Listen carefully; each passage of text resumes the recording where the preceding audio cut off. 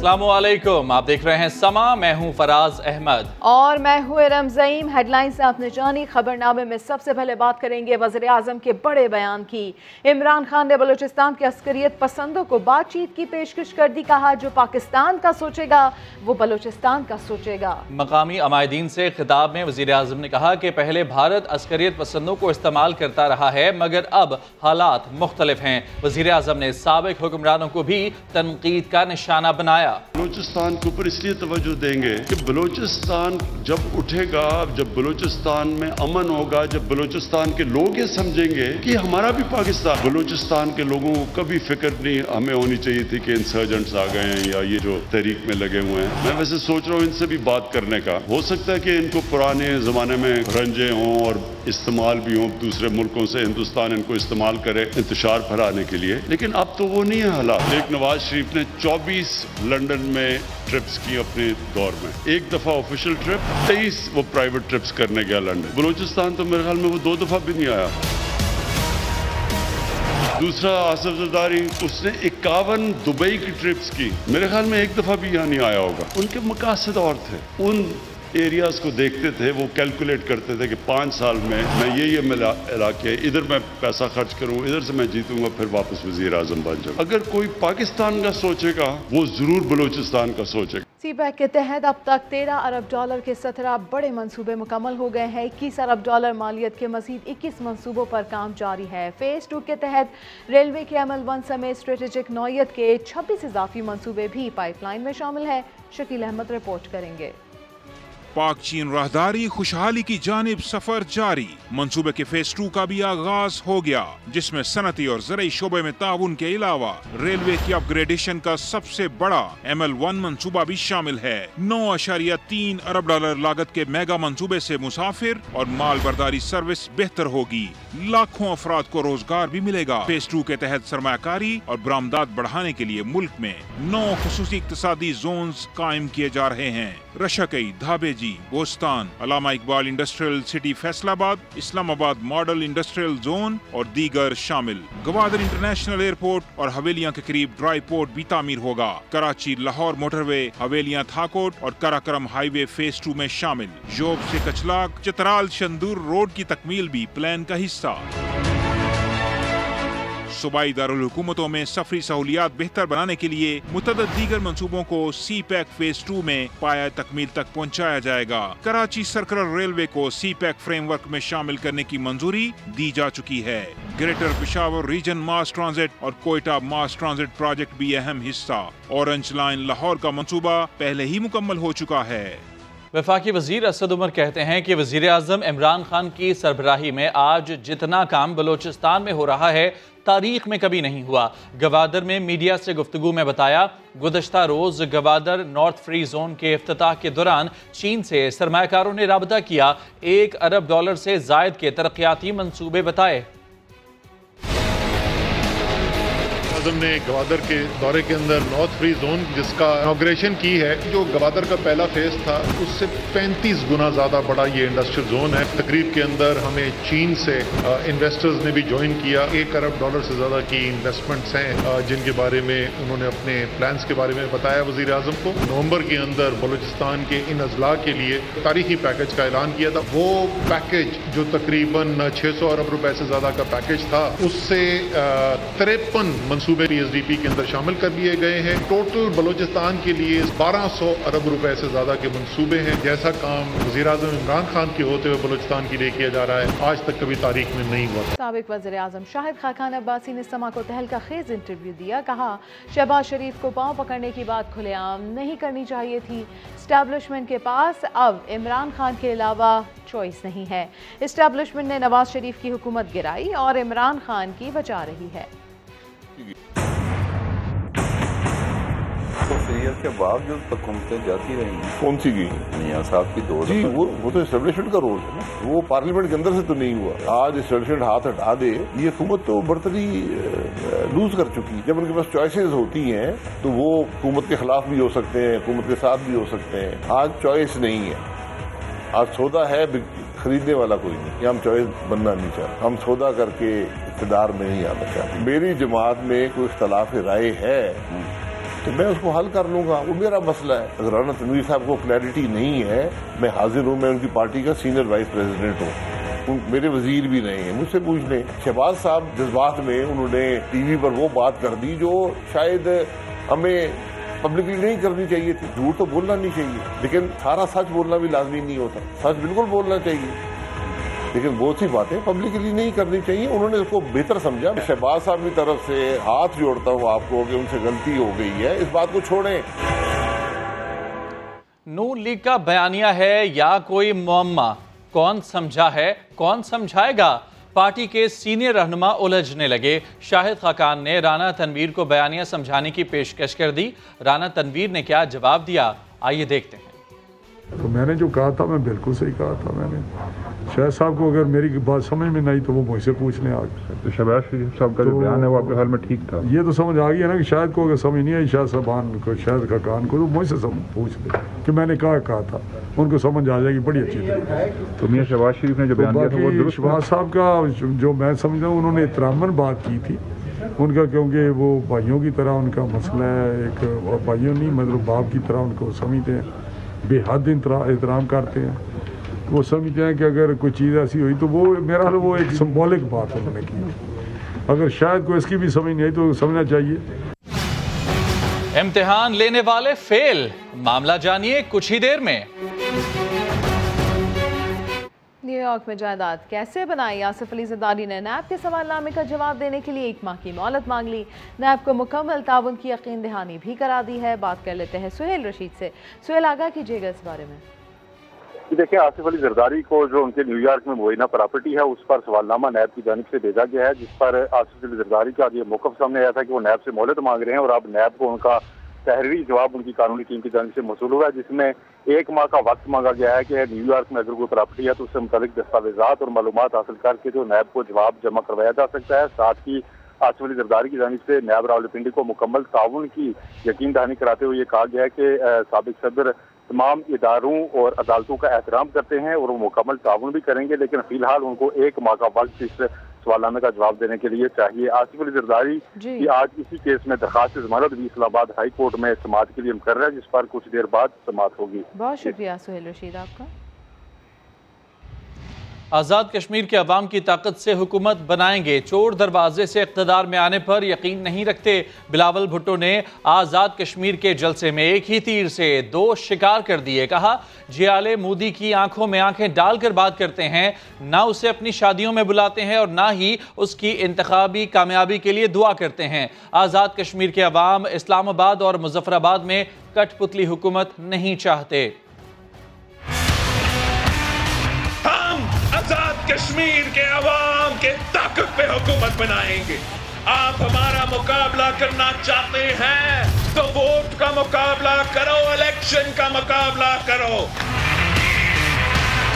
Vote की इज्जत वाले का भी बंदोबस्त करेंगे और कठपुतली वाले का भी बंदोबस्त करेंगे।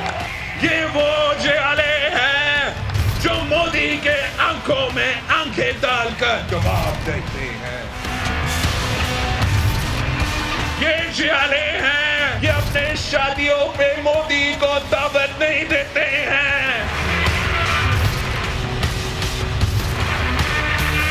ये जियाले हैं, ये मोदी की इलेक्शन में फतह के लिए दुआ नहीं मांगते हैं।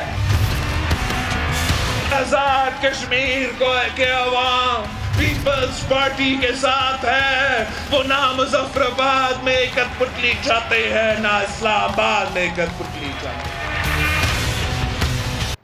सीनियर सहाफ़ी और समा के एंकर पर्सन नदीम मलिक को FIA के इंसदाद दहशतगर्दी विंग का नोटिस इंसानी हुकूक और साफ़ी तंजीमों ने नोटिस फौरी वापस लेने का मुतालबा कर दिया। नदीम मलिक ने बता दिया कि वो कल FIA में पेश नहीं होंगे। इंसानी हुकूक कमीशन ने नोटिस की मजम्मत करते हुए कहा है कि FIA सहाफ़ियों को हरासा करने से गुरेज करे। Council of Pakistan newspapers editors के अहदेदारों ने मुश्तरका बयान में कहा कि ऐसा इकदाम इंतहाई तशवीशनाक और सहाफ़ियों को बराह रास्त हरासा करने के तासुर को मजबूत करता है, इसलिए नदीम मलिक को भेजा गया नोटिस वापस लिया जाए। काउंटर टेररिज्म विंग, मैं जेट ब्लैक टेररिस्ट हूँ, आप मुझे नोटिस सर्व कर रहे हैं? दहशत गर्द हूँ मैं? मतलब आप में से बहुत सारे लोग जो हैं जिन्होंने नोटिस सर्व किया है, उनको शायद अपनी निक्कर पहननी नहीं आती होगी। जब से ये 9/11 के वाक़यात के बाद हम इन इश्यूज़ के ऊपर रिपोर्ट करते हैं। 6 जुलाई को पेशी सुबह 11 बजे आप हो जाएं और आके बताइए कि आपके पास सोर्सेज क्या हैं। एक तो मैं 6 जुलाई को आपके पास पेश नहीं हो रहा, बिल्कुल क्लैरिटी है इसमें। दुनिया के जितने इंटरनेशनल कॉन्वेनेंट्स हैं, कन्वेंशंस हैं, उसके मुताबिक एक जर्नलिस्ट को आप मजबूर नहीं कर सकते कि वो अपने सोर्सेज रिवील करे। तो मैं तो रिपोर्ट करने वाला हूँ, जो जर्नलिस्ट रिपोर्ट करेगा उसको आप बुलाएंगे कि आके तो काउंटर टेररिज्म विंग में आपके सामने पेशी भुगते। अपनी कारकर्दगी आपकी क्या सिफर। पाबंदियां नरम, केसेस बढ़ने लगे, तफसील थोड़ी देर बाद। आगे बढ़ते हैं और दिखाते हैं आपको कंबाइंड स्टडी से कंबाइंड चीटिंग तक का सफर। सिंध में मैट्रिक के इम्तिहानात हो रहे हैं या मजाक। दूसरे रोज नवाबशाह, टंडुवाला यार और सांगड़ में रियाजी का पर्चा आउट हो गया। लड़काना और जैकबाबाद में भी खुल्लम खुल्ला नकल चलती रही। पुलिस ने इम्तिहानी मराकज के करीब फोटो स्टेट शॉप्स बंद करा दी।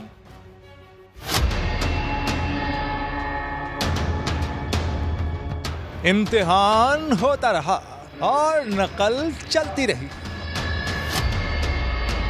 ये मनाजिर है पीपल्स पार्टी के गढ़ लाड़काना के, जहां इम्तिहानी मराकिज नकल सेंटर बने रहे। इम्तिहान शुरू होते ही हिसाब का पर्चा आउट होकर व्हाट्सएप पर आ गया। तलबा मोबाइल फोन और गाइड्स की मदद से नकल करते रहे। इन्विजिलेटर्स खामोश तमाशाई बने रहे और बोर्ड इंतजामिया गायब रही। जैकबाबाद और हैदराबाद में इम्तिहानी मराकज के बाहर पुलिस एहलकारों का पहरा रहा और अंदर इम्तिहान गाह में बूटी और मोबाइल के जरिए नकल का सिलसिला चलता रहा।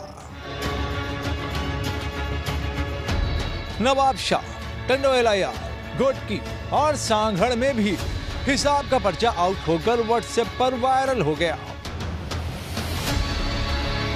पुलिस ने इम्तिहानी मराकज से करीब फोटो स्टेट शॉप्स तो बंद करवा दी, लेकिन बोर्ड इंतजामिया नकल रोकने में नाकाम रही। कराची में बारिश से डीएचए और क्लिफ्टन में तबाही से मुताल्लिक केस की समाअत हुई। सिंध हाई कोर्ट ने administrator, DHA, CEO, cantonment board Clifton को तौहीन अदालत के नोटिस जारी कर दिए। सिंध हाई कोर्ट की जानिब से ये सवाल उठाया गया कि बताया जाए निकासी आप से मुताल्लिक क्या इकदाम उठाए गए। कौमी और सूबाई डिजास्टर मैनेजमेंट्स को भी नोटिस जारी कर दिए गए हैं। बात कर लेते हैं समा के नुमाइंदे इरफान अल हक से। इरफान, तफसीलात दीजिए इस खबर की। देखिए, अदालत ने एक रिपोर्ट तलब की थी मुतल्लिका हुकाम से कि जो पानी की निकासी का निज़ाम है, इस हवाले से तफसीली रिपोर्ट पेश की जाए।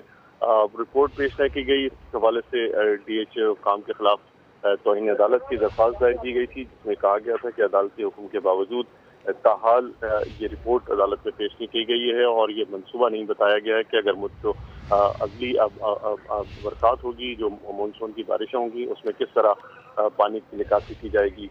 अदालत ने भी अपने रिमार्क्स में कहा है कि मानसून का सीजन शुरू होने वाला है और अगर ये बारिशें हुई तो हमें नहीं मालूम कि डीएचए और क्लिफ्टन का क्या होगा। इसलिए अदालत ने तौहीन अदालत के नोटिस जारी कर दिए हैं नेशनल और सूबाई डिजास्टर मैनेजमेंट को भी। इसके अलावा जो डीएचए हुकाम है उन्हें भी नोटिस जारी किया गया है, कंटोनमेंट हुकाम को भी नोटिस जारी किए गए हैं और आइंदा समाअत पर जवाब तलब किया गया है। बहुत शुक्रिया इरफान अल हक आपका। प्रदेश में मेहनत मजदूरी करके वतन अजीज में जमीन खरीदने वाले भी कब्जा माफिया से बच ना सके। बाअसर गिरोह बैरून मुल्क मुकीम पाकिस्तानियों की जायदाद को ही टारगेट करता है। वाइस चेयरमैन ओवरसीज फाउंडेशन ने इंकशाफ किया है कि गैर मुल्की पाकिस्तानियों की जमीनों पर कब्जे के 4500 केसेस इल्तवा का शिकार हैं। चौधरी वसीम रामे का मोहसिन बिलाल को खुसूसी इंटरव्यू आपको दिखाते हैं। ग्रुप हैं जो वो टारगेट करके ओवरसीज़ की प्रॉपर्टीज़ ढूंढ के कोई जाली डॉक्यूमेंट बना के या उनसे को बेचने ख़रीदने में लिख पढ़ करके थोड़े बहुत पैसे दे दिला के कब्ज़ा कर लेते हैं। तो एक मुस्तनद ग्रुप भी है जो ओवरसीज़ की प्रॉपर्टीज़ को टारगेट करते हैं। लाहौर में खोखर बरादरान हैं, उनके कब्ज़े में 30-40 प्रॉपर्टीज़ हैं जो ओवरसीज़ की हैं। इसी तरह सियालकोट में एक बट फैमिली है जो सारे माफिया से रिलेटेड हैं। टोटल जो हैं कुछ 4-4.5 केसेस पेंडिंग हैं, जिसमें से तकरीबन 1200 के करीब सिर्फ लाहौर के जो मामलात पड़े हैं।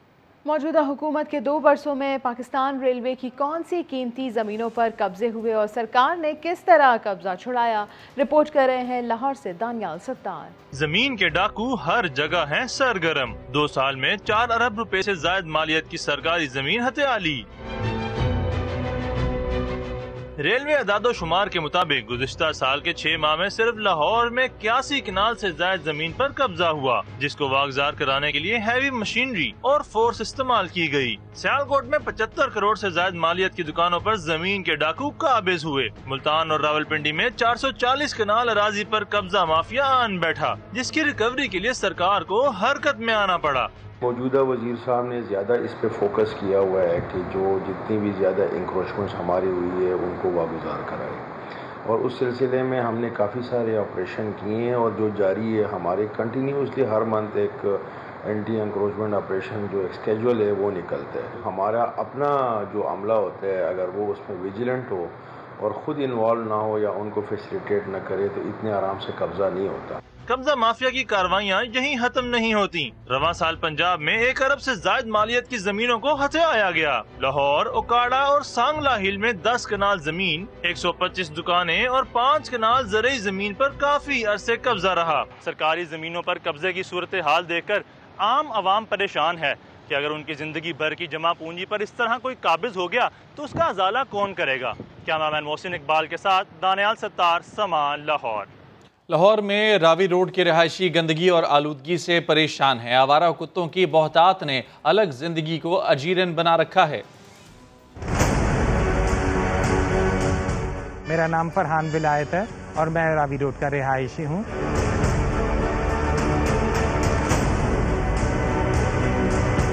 सबसे बड़ा मसला इस इलाके में मौजूद इस गंदगी और आलूदगी के ढेर का है। बहुत से लोग कचरे के ढेर को आग लगा देते हैं जो फिजाई आलूदगी का सबब भी बनता है। रावी किनारे एक तरफ ये गंदे जौहर और तालाब और दूसरी जानिब आलूदगी और गोबर से हटे ये गंदगी के अंबार। बहुत बड़ा मसला आवारा कुत्तों की बहुतात है। आए रोज कुत्तों के काटने के वाकयात में इजाफा होता चला जा रहा है। सुना है रावी के साफ पानी पे किसी दौर में शायरी की जाती थी। आज जब लोग अपनी आंखों से रावी के पानी में सीवरेज का पानी शामिल होते देखते हैं तो नफरत से मुंह फेर लेते हैं। बराए मेहरबानी इस इलाके से गंदगी और आलूदगी के इस अंबार को खत्म किया जाए ताकि आसपास की तमाम रिहायशी सोसाइटीज की जिंदगी सुकून में आ सके।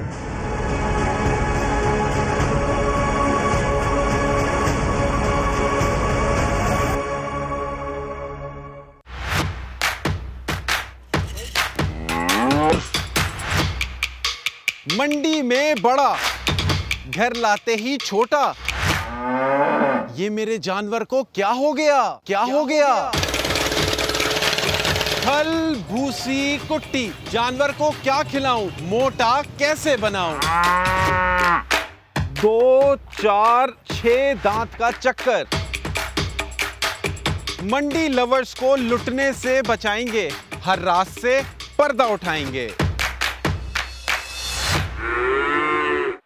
फूड सेंटर्स और फैक्ट्रीज की जानिब से रिश्वत वसूली की शिकायत। चीफ सेक्रेटरी सिंध ने सिंध फूड अथॉरिटी को काम करने से रोक दिया। बात कर लेते हैं संजय साधवानी से। जी संजय, बताइए इस बारे में। जी बिल्कुल, सिंध फूड अथॉरिटी बगैर रूल्स बगैर SOPs के कार्रवाइयाँ डाल रही थी। सिंध फूड अथॉरिटी की गैर कानूनी इकदाम की चीफ सेक्रेटरी सिंध को शिकायत हुई। चीफ सेक्रेटरी सिंध ने जब मालूमात दी तो पता लगा कि सिंध फूड अथॉरिटी बगैर रूल्स के चल रही है। ना उनके पास कानून है कि कहाँ छापे मारने हैं, क्यों छापे मारने हैं, कितने जुर्माने लगाने हैं, ना ही कोई SOPs सिंध फूड अथॉरिटी के पास मौजूद है। तो चीफ सेक्रेटरी सिंध ने इस पर काम करने से रोक दिया है। बहुत शुक्रिया संजय आपका। और फैसलाबाद में मिसेज आमिर नामी खातून व्यापारी के चर्चे हैं जिनका बाड़ा खरीदारों की तवज्जो का मरकज बना हुआ है। उस्मान सदीक से मजीद जान लेते हैं। उस्मान, बताइएगा कितने जानवर बेचने के लिए लाई हैं खातून?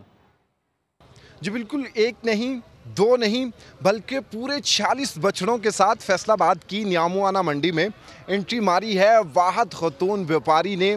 मिसिस आमिर जिनका नाम है और जो पेशे के लिहाज से इंटीरियर डिज़ाइनर हैं मगर अब अपना फार्म हाउस भी रन कर रही हैं, हमारे साथ मौजूद हैं। मैडम, किस तरह से शौक़ पड़ा, घरों की सजावट करती हैं, अब जानवरों का व्यापार कर रही हैं? मेरे हस्बैंड को कैटल फार्मिंग का बहुत शौक़ है, तो उन्होंने बिगिन किया, मगर वो ख़ुद बाय प्रोफेशन एक पेट्रोलियम इंजीनियर है और बहुत कमिटेड जॉब करते हैं, तो उनको सपोर्ट की ज़रूरत थी।